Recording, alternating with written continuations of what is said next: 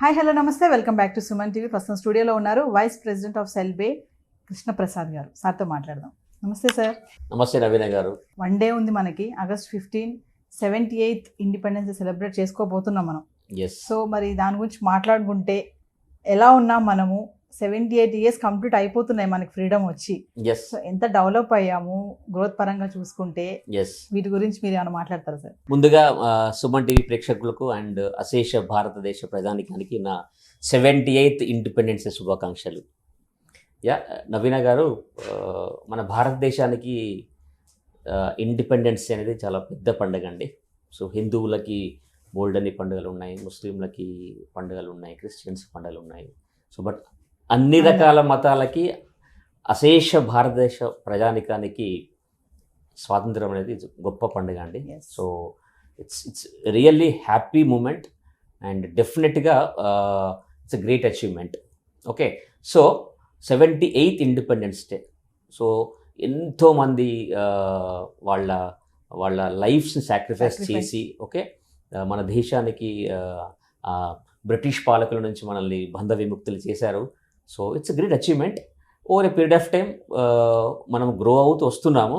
Yes, మీరు అడిగిన క్వశ్చన్కి మరి ఎలా గ్రో అవుతున్నాము, అవ్వాల్సిన విధంగా అవుతున్నామా, అవ్వట్లేదా, అండ్ మన సరిహద్దు దేశాలతో పోల్చుకున్నా లేకపోతే ప్రపంచ దేశాల్లో మనకి developed countries, developing countries, under development countries, ఈ 3 రకాలుగా మనము ప్రతి కంట్రీని మనం డివైడ్ చేస్తామండి, కేటగిరైజ్ చేస్తాం. సో ఆ ప్రాసెస్ లోపల ఈ కేటగిరీ లోపల మనం ఎక్కడ ఉన్నాము, సో ఈ 78 years ఆఫ్ ఇండిపెండెన్స్ లోపల మనము అచీవ్ అవుతున్నామా లేదా అనే విషయాన్ని కనుక తప్పకుండా చర్చించుకోవాల్సిన అవసరం ఉందండి.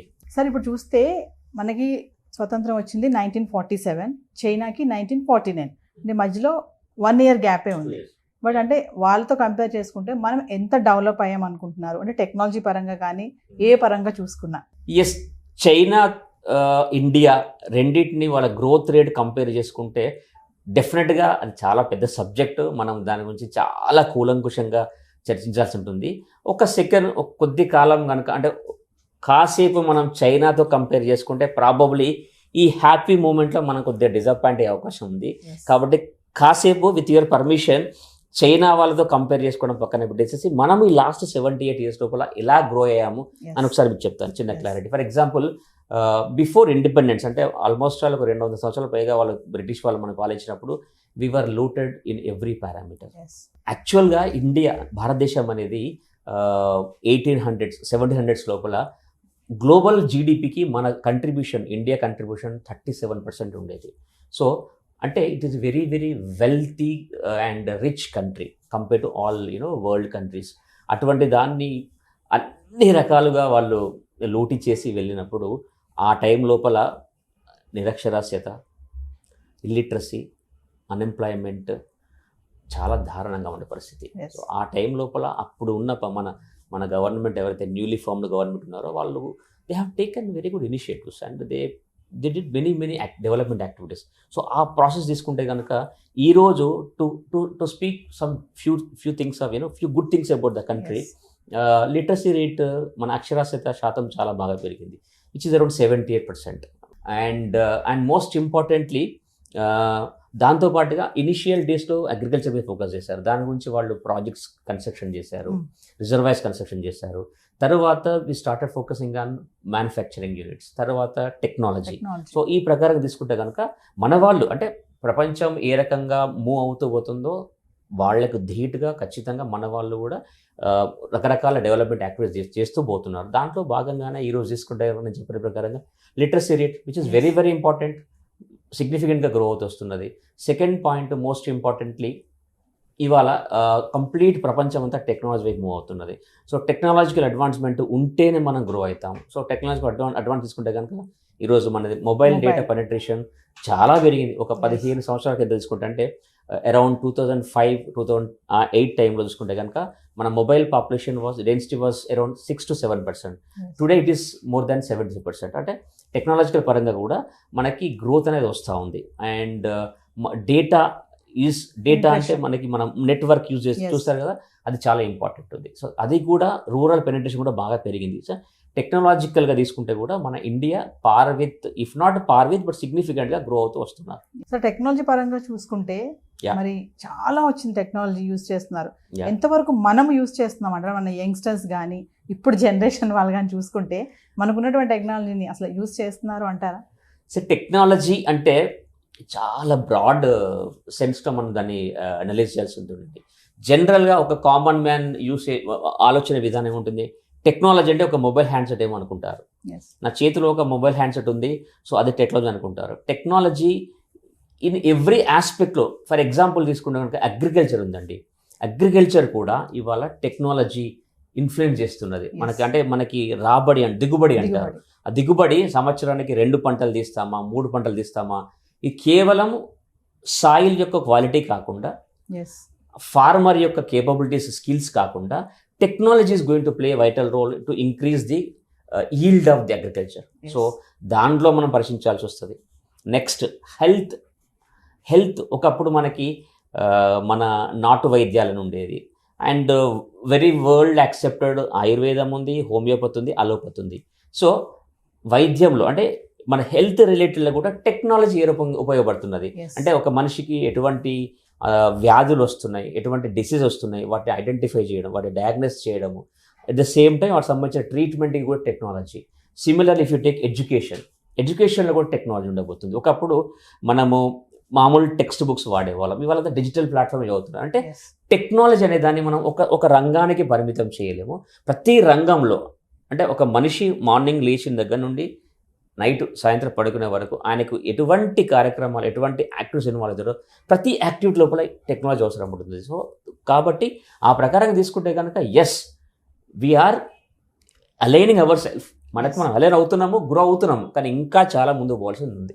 సో కామన్గా ఒక క్వశ్చన్ అడుగుతాను నేను. ఇప్పుడు స్వతంత్ర అప్పుడు యోధులు గురించి చెప్పుకున్నారు, కొంతమంది ఉన్నారు, అమరవీరులు అయితే కొంతమంది ఉన్నారు. అందులో గాంధీ గారు తీసుకుంటే, గాంధీ గారు ఒక మాట అన్నారు కదా, మనకి స్వాతంత్రం అనేది ఇది కాదు, ఒక స్త్రీ అర్ధరాత్రి స్వతంత్రంగా తిరగలిగినప్పుడే మనకి స్వాతంత్రం వచ్చింది అని చెప్పేసి అన్నారు కదా. మరి 78th ఇండిపెండెన్స్ చేసుకోకపోతున్నాం మనము, కానీ ఇప్పటికీ కూడా స్త్రీకి స్వాతంత్రం వచ్చిందంటారా? మీరేం చెప్తారు అసలు? చాలా టఫ్ క్వశ్చన్ అడిగారు మీరు.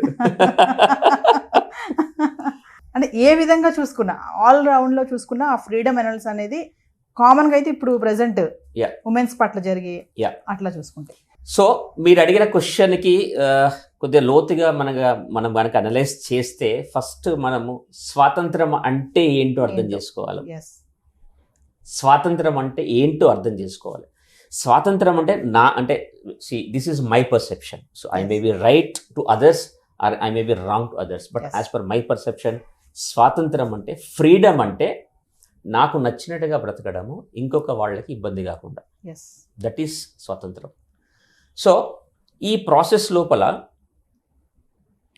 ఆడవాళ్ళకి స్వాతంత్రం వచ్చిందా, అర్ధరాత్రి ఒంటరిగా నడిచి వెళితేనే ఆడవాళ్ళకి స్వాతంత్రం వచ్చింది అని మనం డిఫైన్ చేస్తే I cannot really say anything the point. ఈరోజు కనుక మనం ఒక్కసారి ఆ విషయాన్ని పక్కన పెట్టి మన మేల్ డామినెంట్ సొసైటీ లోపల ఈరోజు కనుక ఉమెన్ రోల్ తీసుకుంటే కనుక there is a great improvement. ఈరోజు ప్రతి ఇంట్లో కూడా ఆడవాళ్ళు చాలా బాగా చదువుకుంటున్నారు. They are getting into businesses, they are getting into very big jobs, they are into మన డిఫెన్స్లో ఉన్నారు. So what I'm trying to say, ఒకప్పుడుతో పోల్చుకుంటే కనుక ఈరోజు లేడీస్ ఉమెన్ ఒక రోల్, ఒక పాత్ర అనేది కేవలం ఒక ఇంట్లో ఉండే ఒక హోమ్ మేకర్లా, ఒక అమ్మ పాత్రే కాకుండా ఇంకా చాలా రకాల పాత్రలు తను పోషిస్తున్నది. It's a significant improvement. So మనం ఏం చేద్దాము, గాంధీ గారు చెప్పారు, 100% ఒప్పుకుంటాను నేను, అర్ధరాత్రి ఒక ఉమెన్ స్వతంత్రం తిరిగింది, ఎటువంటి ఇష్యూ లేకుంటే స్వతంత్రం అనుకుందాము. అట్ ద సేమ్ టైం దాంతో పాటుగా ఎన్నో రకరకాల రంగాల లోపల వాళ్ళు రాణిస్తున్నారు, and in fact they are leading. So మీ క్వశ్చన్కి నేను సూటిగా ఆన్సర్ చెప్పకపోవచ్చు, కానీ నా ఆన్సర్ వచ్చేసి మాత్రం ఈరోజు కనుక తీసుకుంటే మేల్ కంటే కూడా probably women are playing equal significant role on కొన్ని ఏరియాలో they are playing superior role than men. So ఖచ్చితంగా. సో అది మీరు డిసైడ్ చేయాలి ఇంకా. సో ఏదైనా మీరు కొంచెం అంటే చమత్కారంగా చెప్తున్నారు, చెప్తున్నారు, వచ్చింది అన్నట్టు రానంటట్టుగా చెప్తున్నారు. బేసికల్ ఎలా ఉంటుందంటే మేడం నవీన గారు, గ్రోత్ అనేది ఎలా ఉంటుందంటే కంపారిజన్ తో వస్తుంది. వీడు నాకంటే బలంగా ఉన్నాడు అంటాం మేము, ఓకే, వీడు నాకంటే ఎత్తుగా ఉన్నాడు అంటాం, అంటే నాకంటే అంటే కంపారిజన్ వస్తున్నది. ఆ గ్రోత్ అనేది ఎలా మనము మెజర్ చేస్తాము, కంపేర్ చేసి మెజర్ చేస్తాం. సో సిమిలర్లీ వీళ్ళు తీసుకుంటే, విమెన్ గురించి తీసుకుంటే కనుక ఒకప్పుడు ఎలా ఉండేది, ఇప్పుడు ఎలా ఉంది, there is significant growth, there is significant improvement. So కాబట్టి అర్ధరాత్రి స్వతంత్రం వచ్చిందా లేదా అని క్వశ్చన్ చేసుకోవడం కంటే కూడా ఏ రకంగా రాణిస్తున్నారు, వాళ్ళ రోల్ ఎంత సిగ్నిఫికెంట్ గా మన కంట్రీ కొరకు ఉందని ఊహించుకుంటే కనుకుంటే చాలా బాగుంటుంది. సార్ ఇంకొకటి చూసుకుంటే ఫైనల్ గా ఇప్పుడు 78th ఇండిపెండెన్స్ సెలబ్రేట్ చేసుకుంటున్నాం మనము. ఇప్పుడు మామూలుగా జనరల్ గా ఏంటంటే మనకు స్వతంత్రం వచ్చింది, రేపు August 15 ఇండిపెండెన్స్ డే అని అంటా ఉంటారు కదా, చాలా టాక్స్ వస్తూ ఉంటాయి. దాన్ని ఎలా మనం ఫీల్ అవ్వాలి అంటే ఏం చెప్తారు ఫైనల్ గా మీరు? ఇండిపెండెన్స్ డే అనేది, స్వతంత్రం అనేది ఒక ప్రైడ్ మూమెంట్ అండి. అంటే ఒకనొకప్పుడు మన భారతదేశం ప్రపంచ దేశాల్లో గర్వించదగ్గ దేశంగా ఉండేది. స్కిల్ సెట్స్ కానివ్వండి, లేకపోతే అగ్రికల్చర్ ఈల్డ్ కానివ్వండి, మనది వజ్రాల ఏమంటారు రాసులు మన దేశంలో ఉండేది. It's very prospering country across the globe ఉండేది. అటువంటి టైంలో సో మనము we are looted by many countries. ఇనిషియల్గా మొఘల్స్ వాళ్ళంతా వచ్చారు, తర్వాత బ్రిటిష్ వాళ్ళు వచ్చారు. సో వీళ్ళందరి నుంచి కూడా మన వాళ్ళు ఫైట్ చేసి no, we want to bring back our the prosperity back అని చెప్పేసి మనం అంత కష్టపడి చేసినప్పుడు, సో ఇది ఒక తప్పకుండా గొప్ప మూమెంట్ అండి, గొప్ప సమయం కూడా. సో నా ఉద్దేశం ఏంటంటే ఇక్కడ we should feel proud of this. అంటే మనం ఈరోజు అంత గొప్పగా సాధించుకున్నందుకు తప్పకుండా ప్రౌడ్గా ఫీల్ అవుదాము. కానీ అంతకంటే ఎక్కువ నా ఉద్దేశం ఏంటంటే ఒక బాధ్యతగా ఫీల్ కావాలి. It's a responsibility. స్వాతంత్రం అనేది ఒక రెస్పాన్సిబిలిటీ. సో జనరల్గా ఏం చేస్తారంటే ఒక చిన్న ఒక మామూలు మన సైకాలజీ ఏమిటంటే ప్రతిదానికి నాకేమి ఇచ్చారు మాట్లాడతారు, బట్ నేనేమి ఇచ్చానో ఆలోచించాలి. ప్రాబబ్లీ అది బాగా పెద్దగా అనిపిస్తుందేమో, it sounds very broad. Normal లాంగ్వేజ్లో మాట్లాడుతూ కనుక when I said freedom is a responsibility అంటే నేను వెళ్ళి మనం చేయలేని పనులు చేద్దాం అనట్లేదు, కానీ మనకి ఒక స్టూడెంట్కి, ఒక ఫ్యామిలీ మెంబర్కి, ఒక కంపెనీ ఎంప్లాయీకి, ప్రతి ఒక్క వ్యక్తికి, ప్రతి ఒక్క పర్సన్కి కొన్ని ప్రిస్క్రైబ్డ్ డిఫైన్డ్ రెస్పాన్సిబిలిటీస్ ఉంటాయి. ఆ రెస్పాన్సిబిలిటీస్ని మనం ఏ రోజు కూడా నెగ్లెక్ట్ చేయకుండా ఆ రెస్పాన్సిబిలిటీస్ కనుక మనం ఫుల్ఫిల్ చేస్తే మన ఇండియాకి మనం కంట్రిబ్యూట్ చేస్తున్నట్టే. So as you rightly asked, it's very good question అండి. Freedom is a responsibility. Similarly, every citizen of the country has the defined responsibilities. మనం చదువుకున్నాం చిన్నప్పుడు ఆదేశ సూత్రాలు అని చెప్పేసి ఉంటాయి మనకు సోషల్లో. సో ఆ రెస్పాన్సిబిలిటీస్ ఏమన్నాయో వాటిని మనము తూచా తప్పకుండా కనుక ఫుల్ఫిల్ చేస్తే that is the greatest contribution for the countries growth. Thank you, sir. Thank you.